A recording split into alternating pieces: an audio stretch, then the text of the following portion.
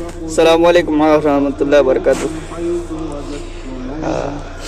আজকে একটু গাজওয়াতুল হিন্দ সম্বন্ধে কিছু কথা বলার ছিল। প্রথমত হচ্ছে কি, আমাদেরকে গাজওয়াতুল হিন্দ কখন হবে এটা বুঝতে হবে। গাজওয়াতুল হিন্দ হচ্ছে যখন হিন্দুস্তানের সাথে মুসলিমদের সাথে কাফের এবং মুমিনদের সাথে লড়াই হবে, তখন ওইটা হচ্ছে গাজওয়াতুল হিন্দ, যেটা হাদিসে আসছে। আমি যতদূর বুঝতেছি, এমনকি বর্তমান পরিস্থিতি যতটুকু আমি দেখতেছি, আমার ব্যক্তিগত ভাবে আমার যতটুকু মনে হইতেছে, মনে হয় আমরা গাজওয়াতুল হিন্দ পাবো ইনশাআল্লাহ। ইনশাআল্লাহ মনে হয় আমরা গাজওয়াতুল হিন্দ পাবো। দেখেন, আপনি বর্তমান পরিস্থিতি দেখেন, চারদিকে হিন্দুরা যেরকম মুসলমানদের প্রতি জুলুম করতেছে, যেরকম অত্যাচার করতেছে, যেরকম ইন্ডিয়া আমাদের চতুর্পাশে প্রত্যেকটা দেশে যেরকম ইন্ডিয়ার যেরকম ওদের মিশন চালাইতেছে, যেরকম আমাদেরকে আবদ্ধ করতেছে, আমাদেরকে ওরা আটকে ফেলতে চাইতেছে, এখান থেকে বোঝা যায়, মনে হয় এই জন্য ওই যে আজানটা শোনা যাইতেছে, হাই আলাল সালাহ, হাই আলাল জিহাদ, হাই আলাল সালাহ, হাই আলাল জিহাদ, ওই যে জিহাদের যে ডাক, আমার মনে হইতেছে এখনই দিয়ে দিবে মনে হয়। আমি বর্তমান পরিস্থিতিতে প্রত্যেকটা যুবকদের উদ্দেশ্য করে বলতে চাই, বর্তমানে অনেকগুলা গাজওয়াতুল হিন্দের পিডিএফ বই আছে, আপনারা মোবাইলের মধ্যে পড়তে পারেন। অনেক আলেমে গাজওয়াতুল হিন্দ নিয়ে আলোচনা করছে, সবগুলো শুনতে পারেন। তো আমার কথা হচ্ছে, বর্তমানে গাজওয়াতুল হিন্দে কিভাবে আপনারা প্রস্তুতি দিবেন। প্রথমত হচ্ছে, বদরের সাহাবীদের মতো আপনাদের হতে হবে।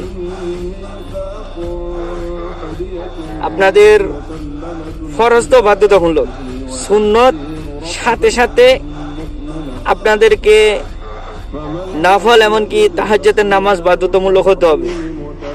যারা কিনা গাজওয়াতুল হিন্দে শরীক হইতে চান, তাদের উদ্দেশ্যে আমার বার্তা দিতেছি, প্রত্যেক দিন তাহাজ্জুদের নামাজ বাধ্যতামূলক হন। আপনারা তাহাজ্জুদের নামাজ পড়ার জন্য চেষ্টা করেন। এর পরবর্তীতে হচ্ছে, আপনারা কিভাবে সামরিক প্রস্তুতি নেবেন। সামরিক প্রস্তুতি নিতে হলে আগে আপনি শারীরিক প্রস্তুতি নেন।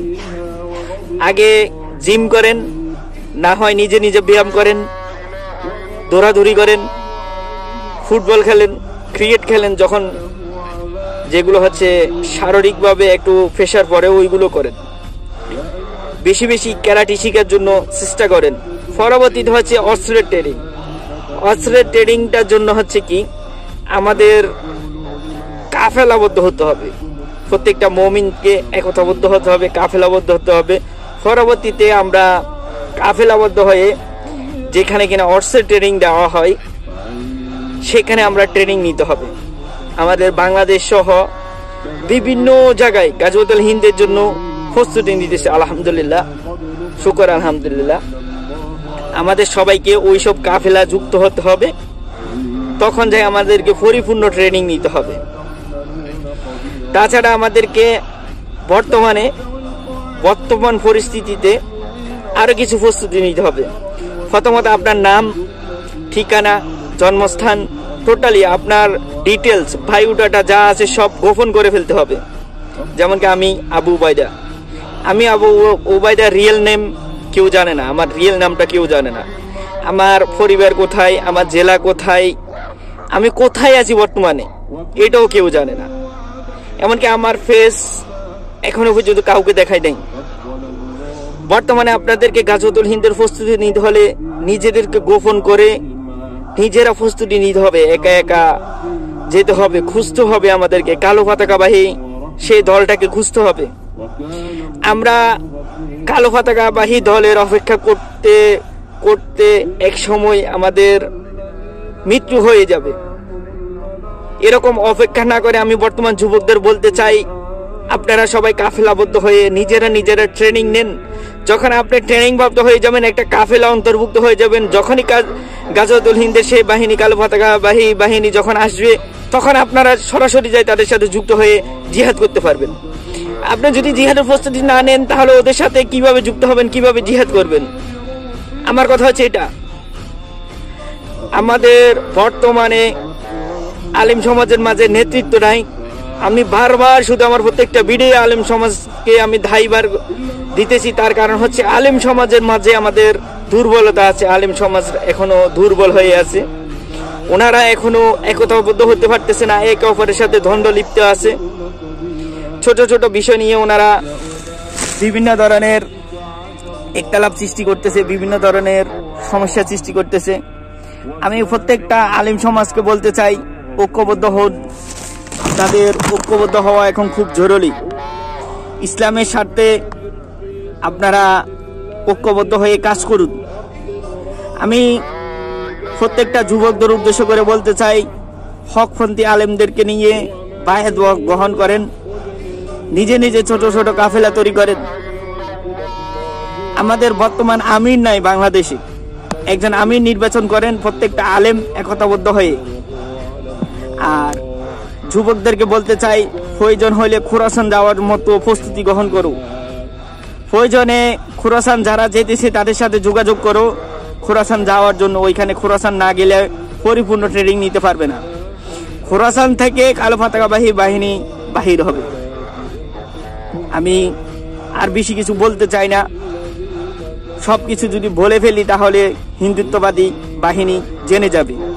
এই জন্য সবাই নিজে নিজ অবস্থান থেকে প্রস্তুতি গ্রহণ করেন। আর যারা কিনা বর্তমানে খেলাফতের জন্য কাজ করতেছে তাদের সাথে যুক্ত হন, একতাবদ্ধ হন, তাদের সাথে ভালোবাসা সম্পর্ক করেন, তাদের সাথে কথা বলেন, তাদের সাথে চলাফেরা করেন, সহযোগিতা করেন। অর্থাৎ হোক, তাদের সাথে বুদ্ধি দিয়ে হোক, সব দিক থেকে জনবল সৃষ্টি করে তাদের সাথে কাফেলাবদ্ধ হন।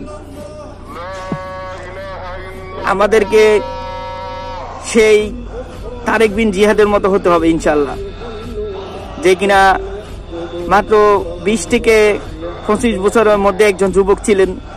তিনি স্পেন জয় করছে, মোহাম্মদ বিন কাসেমের মতো ভারত জয় করছে। আমরা সেই বীর সাহাবীদের, সেই বীরত্ব ভাইদের মতো আমরা হব ইনশাল্লাহ। আশা করি ইসলামের দুর্দিনে যারা কিনা ফাঁসে থাকবে, সুদিনেও তারা ফাঁসে হবে ইনশাল্লাহ।